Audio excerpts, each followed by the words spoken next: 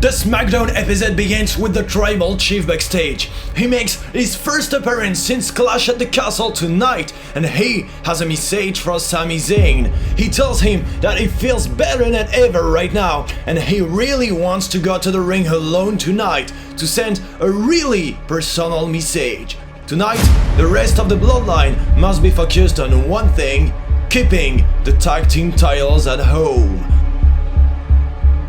A little later in the show, Braun Strowman makes his first match since his return. As expected, he faces Otis in a Clash of Giants, but the important thing is not there. The hour is approaching. It will be 9:23 in a few seconds, the moment that everyone has been waiting for since Monday night.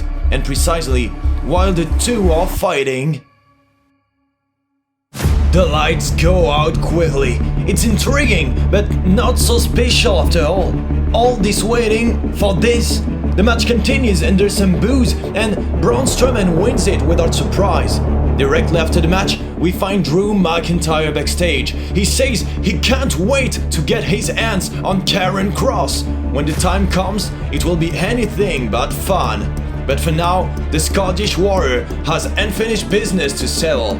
We're nearing the end of the show, but there is one last match left. The Usos are defending their tag team titles against the Brawling Brute. The result is no surprise, and the cousins of Roman Reigns quickly win the match. It's time for them to go home, because the order is clear. The head of the table is coming, and he doesn't want anyone in the ring. And precisely after a short commercial break, Roman Reigns enters the ring. He asks Salt Lake City to acknowledge him, but he only receives boos.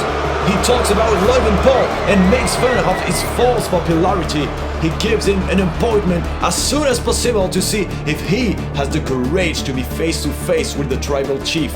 And he does not forget to talk about another subject, his victory at Clash of the Castle. He's delighted to have a promising new member in the person of Solo Sikoa, and that in any case his story was already written against this kind of loser Drew McIntyre. It was enough to provoke the arrival of the Scottish Warrior. He finds himself again facing the undisputed champion in the ring. It doesn't take long for Drew McIntyre to formulate his challenge. He wants his revenge in a cage as soon as possible. The tension is at its peak, but all of a sudden, the lights go out. And when they come back on, Scarlett is here, right next to the ring. She's dressed strangely, and she only says tick tock. We wonder what's going on, but the lights go out again, and a recognizable sound starts.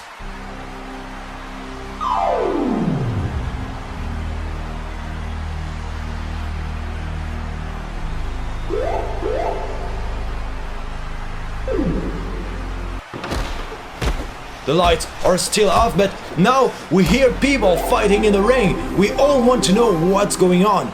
When everything turns back on, we still see Scarlett, who hasn't moved. But the interesting thing is in the ring.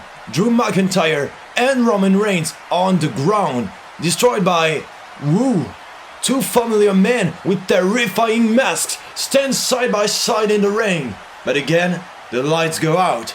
But this time, a music starts. And not just any music. And what follows speaks for itself.